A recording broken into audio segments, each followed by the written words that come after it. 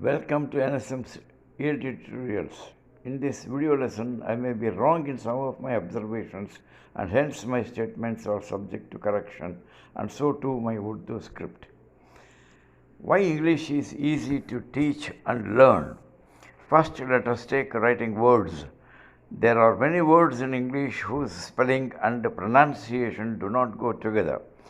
For example, study these words: charm, charisma, comb, judge, parachute, psychology, symbol, sure, etc. In some words, same letters are pronounced differently, and in some letters are silent, that is not pronounced. Leaving that apart, words from other languages like Telugu and Hindi can be written easily in English, whereas in Urdu and a few Indian languages, it is not so easy and readable. For example, let us consider a few words. First, let us take a simple word Pratap in Telugu, Hindi, and English. Pratap, it is written Telugu, Hindi, and English.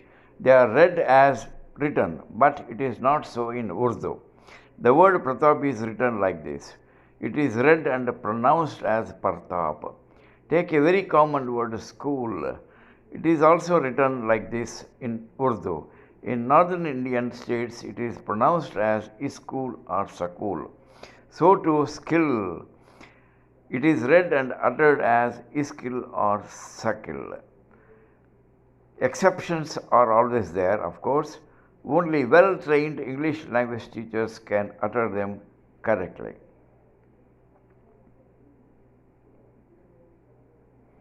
Now let us study grammatical features of Telugu, Hindi, Urdu, and English.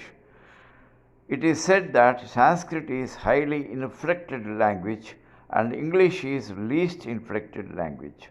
For example, in Sanskrit, in nouns, there are three numbers. Say singular, that is single number for one person or thing, dual number for two persons or two things, and plural number for more than two persons or two things. And the verb is inflected depending upon the number of the noun. In Telugu, Hindi, Urdu, and English, noun has singular and plural number, and the verb is inflected depending upon the number of the noun. Note, inflection is change in the form of the word. Let us know how nouns are inflected based on number. In Telugu, lu or ru is added to the noun to make it plural, as in Pustakamulu, varu. In Hindi and Urdu, ye or ya is added to the noun, as in Kitabein, ladkiyan. In English, yes or es or ies or ves is added to the noun to make it plural, as in cars, buses, lorries, leaves. Verbs also get inflected based on noun number in Telugu, Hindi, and Urdu. So also in English, but in present tense only, and not in past tense, excepting be verb as were. This is an important feature in English. Inflection based on noun gender. Noun gender based inflections of the verb. In Telugu as well as Hindi and Urdu, verb is inflected based on the gender of the noun.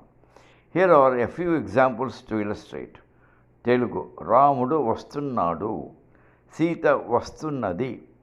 In Hindi, Ram aata hai, Sita aati hai. So also in Urdu. But in English, no such verb inflection is found. It is its special feature. Look at the examples. Ram is coming, Sita is coming. A few more. Ram or Sita has gone, he or she was going, he or she will complete it. Another important feature of Hindi and Urdu is even the possessive forms also get inflected based on noun or pronoun gender. This is not so in Telugu. Examples: मेरा भाई, मेरी बहन, वह जान का पिता है, यह जान की माँ है, वे उनके माता पिता ये हैं. In plural, K is same for both genders. It is same in Urdu also. Examples: मेरा बाप, मेरी माँ. Keeping these general features, it can be said that English is easy to teach and learn since it has fewest inflections. Note, as my L1 is Telugu and with some knowledge of English and very little knowledge of Hindi and still much less knowledge of Urdu, I have made my observations and presented in this lesson.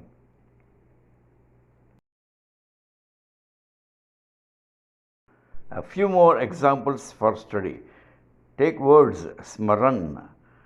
In Urdu or Punjabi sometimes I think pronounced as Simran. Kripan, it is pronounced as Kirpan. Noun, number and verb form.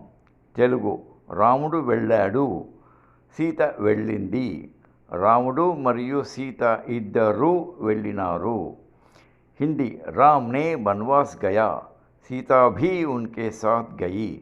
Ram, Sita और Lakshman तीनों बनवास गए. Note the change in the verb form. English, Rama went to the forest. Sita also went with him. Rama, Sita and Lakshmana, the three of them went to the forest. Note, there is no change in the verb form went, either based on the number or gender of the noun. Possessives in Telugu, John లేక అతడు, నా లేక నా యొక్క తమ్ముడు, Mary లేక ఆమె, నా యొక్క లేక నా చెల్లెలు, వీళ్ళు అందరూ, నా లేక నా యొక్క విద్యార్థులు.